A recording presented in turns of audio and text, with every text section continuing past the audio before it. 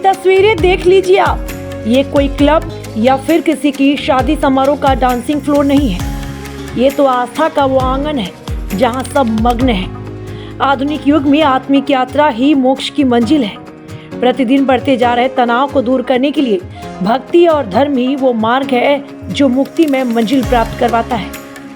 मस्ती से मचलते हुए इन युवाओं पर भगवान की भक्ति का नशा है और ये नशा इन दिनों वृंदावन के सप्त देवालयों में शामिल ठाकुर राधा रमण लाल मंदिर में चल रही सेवा अमृत महोत्सव में किया जा रहा है।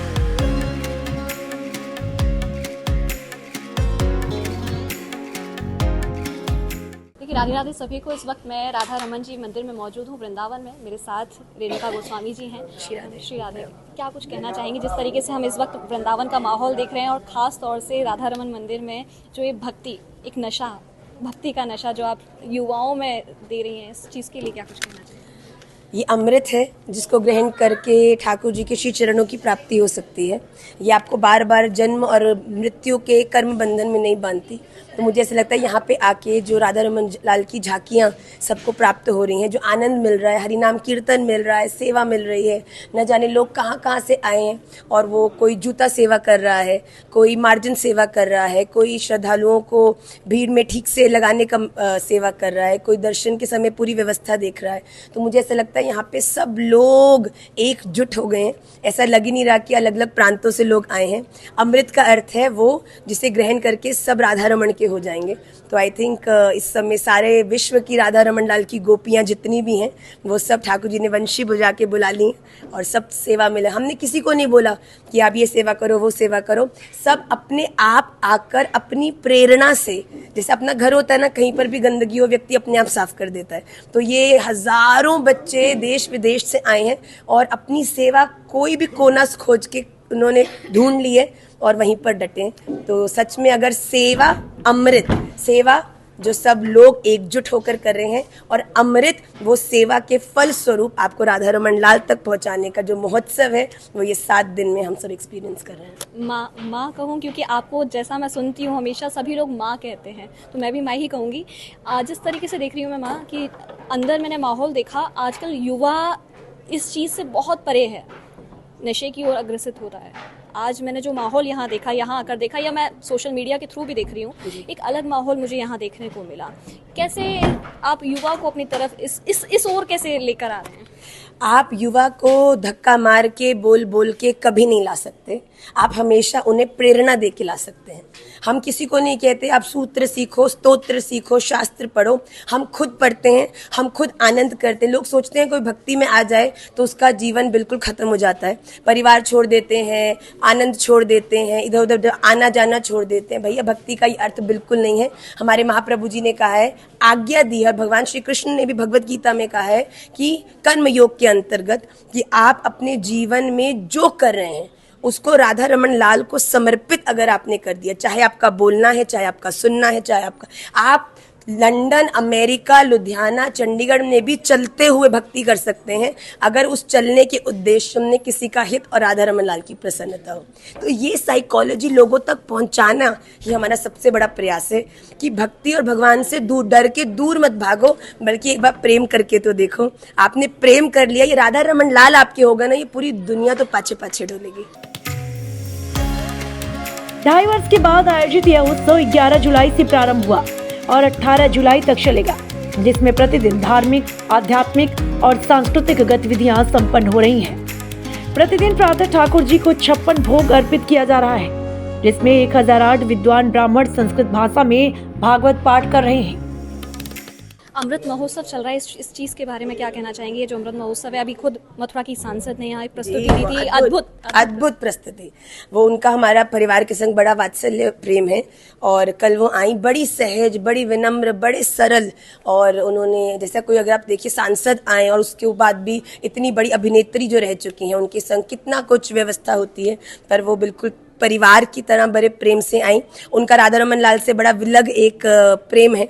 तो उन्होंने उनके लिए नृत्य प्रस्तुति करी, फिर दर्शन झांकी करी और खूब आनंद। मैं आपको साची कहती हूँ, अमृत बट रहा है, अमृत यहाँ पे छलकाया जा रहा है। तो जो भी इस अमृत को किसी भी रूप में ग्रहण करने में सफल, चाहे आप जहाँ हैं वहीं पर भी अगर आप इसको देख रहे हैं तो आपके नेत्रों के माध्यम से मेरे राधा रमन घुस जाएंगे भैया और आपको आपके चरणों की सेवा प्राप्त कराएंगे। कब से कब तक ये अमृत महोत्सव रहेगा और क्या कुछ विशेष इसमें रहेगा? 18 तारीख को ये विश्राम हो जाएगा अमृत महोत्सव।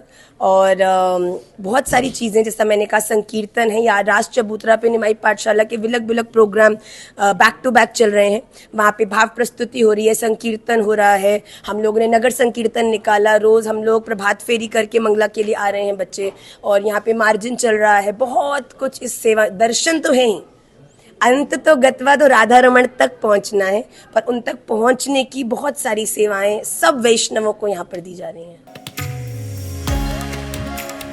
युवा तो उस कोरे कागज की तरह होता है जिस पर पहली बार कुछ लिखा जाता है तो उसके निशान हमेशा रहती हैं। इसलिए युवाओं को अपने धर्म और संस्कृति की ओर लेकर आए।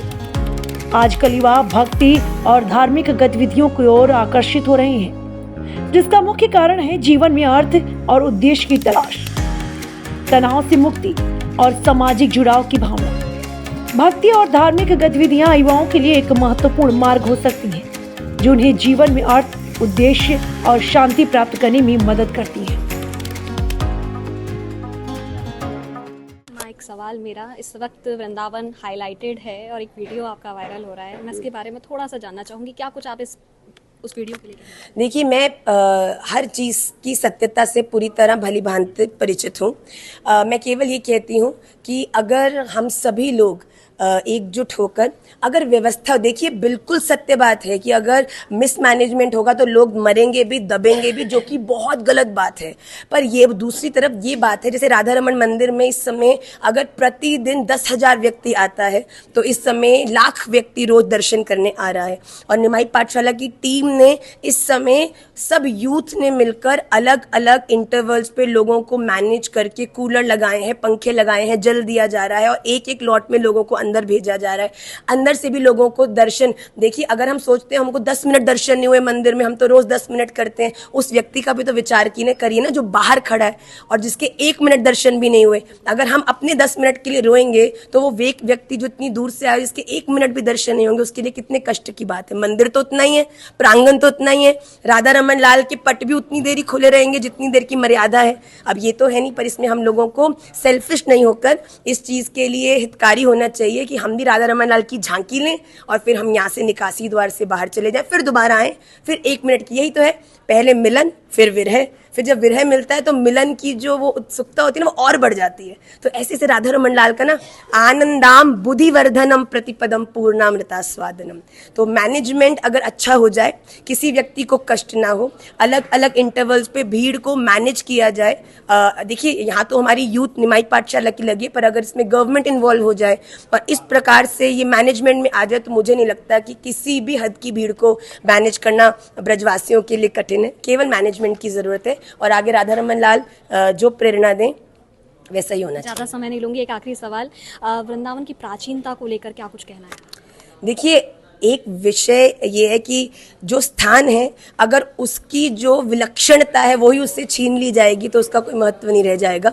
वृंदावन प्राकृतिक नहीं है, ये राधा रमन लाल की क्रीड़ा स्थली है। तो हमें इसका विचार करना चाहिए, किसी भी प्रकार से यहाँ की रज के साथ या गिरिराज जी के संग या यहाँ के पेड़ पत्ते लता पता इन सब के संग किसी प्रकार का खेल खाल नहीं। और अपनी रील्स को बढ़ाकर, देखिए हमारा उद्देश्य रील के माध्यम से, देखिए जब कोई व्यक्ति जिसको बहुत लोग देखते हैं ना, वो कोई काम करता है तो उसका उद्देश्य फॉलोअर्स प्राप्त करना नहीं होता, उसका उद्देश्य औरों को प्रेरणा देके उन्हें भी ये कराने का होता है।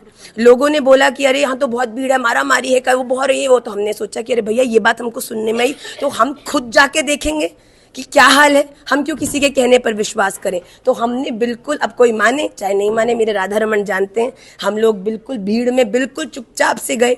देखिए जो लोग जानते हैं वो तो जानते ही हैं, और दूर से कोई भीड़ में भी अगर मैं आऊंगी, अभी मैं केशी घाट भी चले जाऊँ, महाराज जी केशी घाट चले जाए, कोई लोग उनको देखेंगे, पहचान ही जाएंगे तो प्रणाम करेंगे, राधे राधे तो बोलेंगे। पर अगर भीड़ में हम भी घुस गए, 2 लोगों ने हमें राधे राधे बोल दिया, तो इसका अर्थ ये तो नहीं है कि हम उस भीड़ में नहीं है। राधे राधे सबको बोल रहे हैं, प्रणाम भी कर रहे हैं और हमें धक्के भी पड़ रहे हैं, पर हम झांकी करी और हम बाहर निकले। उसका उद्देश्य केवल सत्यता को दिखाना था और खुद जानना भी था। हम लोग जो सब करें प्राचीनता से बिल्कुल खिलवाड़ नहीं करें। वृंदावन आए तो सबसे पहले यमुना महारानी में गोता लगाएं, कुछ यमुना जी का मार्जन करें, फिर यहाँ के एक वृक्ष से संबंध बनाकर उसको प्रणाम करें, उसमें जल दें और फिर अपने इष्ट के दर्शन करें। आपको बताती हूँ, 1 नहीं 2 नहीं 10 नहीं 15 दंतावली दर्शन हो जाएंगे आपको राधा रमन डाल के। श्री राधे।